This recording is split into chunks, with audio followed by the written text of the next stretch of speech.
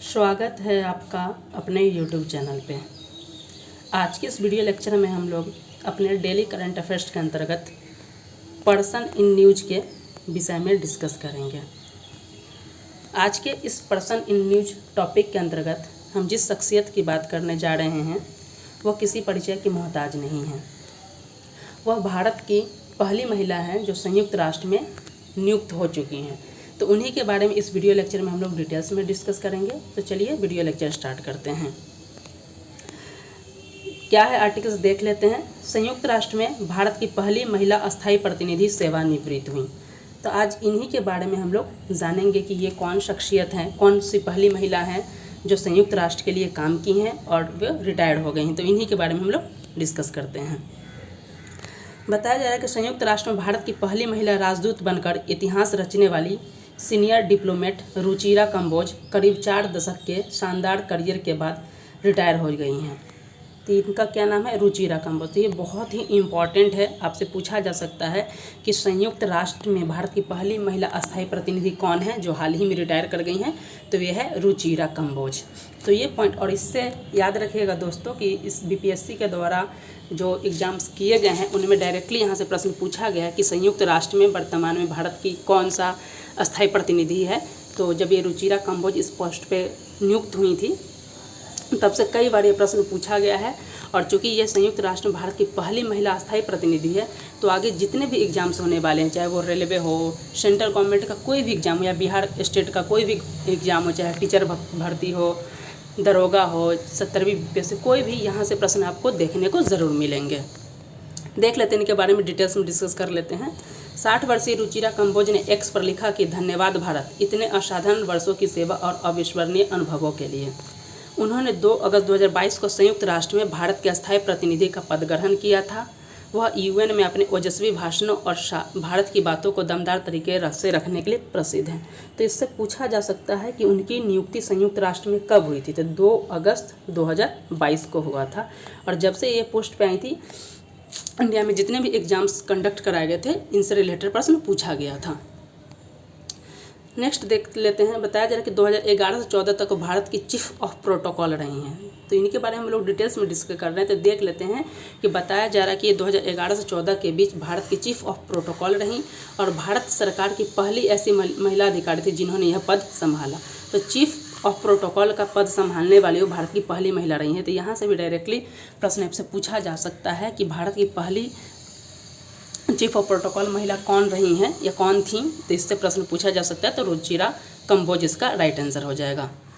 Next पूछा जा रहा है कि रुचिरा कंबोज ने दक्षिण अफ्रीका और लेसोथो में उच्चायुक्त और भूटान के राजदूत के रूप में भी कार्य किया है।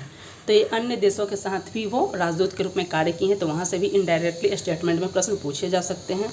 साथ ही बताया जा रहा है कि कई जगहों पर तैनाती के बाद रुचिरा कंबोज पहली बार वर्ष 2002 में से 2005 तक न्यूयॉर्क में संयुक्त राष्ट्र भारत के अस्थायी मिशन में काउंसलर के रूप में भी ये तैनात रही हैं। तो देख सकते हैं ये कई पदों पे कार्यरत रही हैं। 2002 से 2005 तक ये न्यूयॉर्क में संयुक्त राष्ट्र में भारत के अस्थायी मिशन के काउंसलर के पद पे भी इन्होंने काम किया है। इस दौरान उन्होंने संयुक्त राष्ट्र में शांति सुरक्षा, संयुक्त राष्ट्र सुरक्षा परिषद में सुधार, मध्य पूर्व संकट जैसे कई राजनीतिक मुद्दों पर निपटने में सरकार की मदद की है। तो दोस्तों आज की जो इस पर्सन इन न्यूज़ के में हमने रुचिरा कंबोज के बारे में डिस्कस किया है, इससे डेफिनेटली आप देख सकते हैं कि प्रश्न पूछे जा सकते हैं। ऑलरेडी प्रश्न पूछे गए हैं और पूछे जाने की भी संभावना है। अब ये आपके मन में प्रश्न होगा कि चूंकि ये इस पद से रिटायर हो गई तो क्या प्रश्न पूछा जा सकता है। तो हाँ, पूछा जा सकता है। बीपीएससी के द्वारा आप देख सकते हैं कि कई बार ऐसा हुआ था कि नीति आयोग के केस में हमने ऐसा देखा है कि नीति आयोग का जब पोस्ट खाली था और आरबीआई के केस में भी ऐसा पूछा गया था कि एग्ज़ाम कंडक्ट होने में अगर 20 दिन बचा हुआ था और पोस्ट खाली हो गया था तो बीपीएससी के द्वारा पूछ भी लिया गया था कि वर्तमान में आरबीआई के गवर्नर कौन है, वर्तमान में नीति आयोग किस पद पे कौन कार्यरत हैं। और चूंकि प्रश्न बन चुका था ना, उसके बाद उनका निवृत्ति हुआ था तो उसका आंसर ई डाल दिया गया था आयोग के द्वारा। उस वक्त ई ऑप्शन चलता था। और चूँकि अभी बीपीएससी के द्वारा एग्ज़ाम आपको जून में कंडक्ट करने जाने हैं टीचर भर्ती के, तो मे भी प्रश्न नहीं बनेंगे तो बने होंगे, अब तक तैयार नहीं होंगे तो प्रश्न पूछा जा सकता है कि कौन थी या वर्तमान में कौन है। तो वर्तमान में देखा जाए तो ये इस पद से रिटायर हो गई हैं। और वर्तमान में देखा जाए कि संयुक्त राष्ट्र भारत के अस्थायी प्रतिनिधि पे कौन है, तो ये फिलहाल ये पद खाली है। फिलहाल भारत सरकार के द्वारा भी इस पर कोई नियुक्ति नहीं की गई है। जल्द ही जैसे ही इस पद पे किसी का नियुक्ति होगा, किसी भारतीय का, तो उसके बारे में भी हम अपने डेली करंट अफेयर्स के माध्यम से ज़रूर आपको सूचित करेंगे। लेकिन फ़िलहाल ये है कि अभी ये पद खाली है और ऐसे में प्रश्न पूछा जा सकता है, तो वहाँ पे ऑप्शन आपको ज़रूर रहेगा कि रुचिरा कॉम्बोज, तो आप रुचिरा कॉम्बोज ऑप्शन के साथ जा सकते हैं। दोस्तों, यदि आप भारत में किसी भी एग्ज़ाम की तैयारी कर रहे हैं, चाहे वो सेंट्रल गवर्नमेंट का हो या स्टेट गवर्नमेंट का, अगर करंट अफेयर से संबंधित तैयारी करना चाह रहे हैं तो आप हमारे चैनल से जुड़ जाइए। वहाँ पे मंथली करंट अफेयर्स के साथ साथ आप देख सकते हैं इंडियन पॉलिटी की भी तैयारी कराई जा रही है। अब तक हमने जितने भी एग्जाम्स होने वाले, जो लेटेस्ट अभी जितने भी एग्जाम होंगे, उनको ध्यान में रखते हुए करंट अफेयर्स के अंतर्गत देख सकते हैं कि हमने कितने कवर को अब तक टॉपिक कर लिया है। इसमें आप देख सकते हैं कि डेली करंट अफेयर्स की टॉपिक को भी कवर किया जा रहा है, साथ ही मंथली करंट अफेयर्स को भी टॉपिक हम कवर कर रहे हैं। बिहार स्पेशल करंट को देखते हुए हमने अब तक बिहार के कई जनवरी, फरवरी, मार्च, अप्रैल, मई तक के लेक्चर को अपलोड कर दिया है, आप वहाँ पर जाकर देख सकते हैं। साथ ही important awards, important index, important date and theme और पर्सन इमेज, इन सब को टॉपिक को हमने डिटेल्स में डिस्कस किया। साथ ही इसके ऑब्जेक्टिव क्वेश्चंस को भी हमने डिस्कस किया। तो आप हमारे यूट्यूब चैनल से एक बार ज़रूर विजिट करें। यदि आपको वीडियोज पसंद आते हैं तो आप सब्सक्राइब करें हमारे चैनल को, दोस्तों के साथ शेयर कर सकते हैं और लाइक्स कर सकते हैं। इसके अलावा दोस्तों, हमारे यूट्यूब चैनल पे इंडियन पॉलिटी की भी तैयारी कराई जा रही है, जिसके अंतर्गत हमने बेसिक्स कॉन्स्टिट्यूशन को डिस्कस किया है कि शासन क्या है, शासन प्रणाली क्या है, विधायिका, कार्यपालिका, इन सब के बारे में डिस्कस किया है। संविधान क्या है, संविधानवाद क्या है, इससे रिलेटेड बहुत डीपली डिटेल्स में जाके हमने किया है, जो कि आपको बहुत बेनिफिट होगा।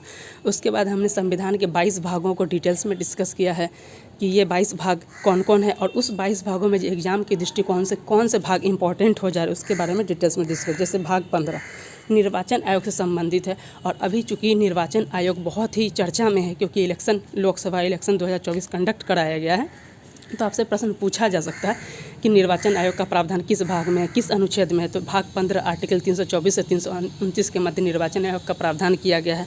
तो इन सब के बारे में हमने डिटेल्स में डिस्कस किया कि फंडामेंटल राइट्स किस भाग में है। बहुत बेसिक्स है लेकिन बहुत डेप्थ में किया गया है। आप एक बार ज़रूर हमारे चैनल को विजिट करें, आपको ज़रूर पसंद आएगा वीडियो। इसके अलावा हमने संविधान के 12 अनुसूचियों को भी डिस्कस किया है और इन 12 अनुसूचियों को बहुत ही डेप्थ में डिटेल्स में डिस्कस किया है। तो आप ज़रूर इसे देखें, आपको बहुत पसंद आएगा। यदि आपको हमारे द्वारा किया गया प्रयास अच्छा लगता है तो आप हमारे चैनल को सब्सक्राइब करें, दोस्तों के साथ शेयर करें। दोस्तों, आज की इस daily current affair video lecture में बस इतना ही। मिलते हैं नेक्स्ट वीडियो के साथ, तब तक के लिए धन्यवाद।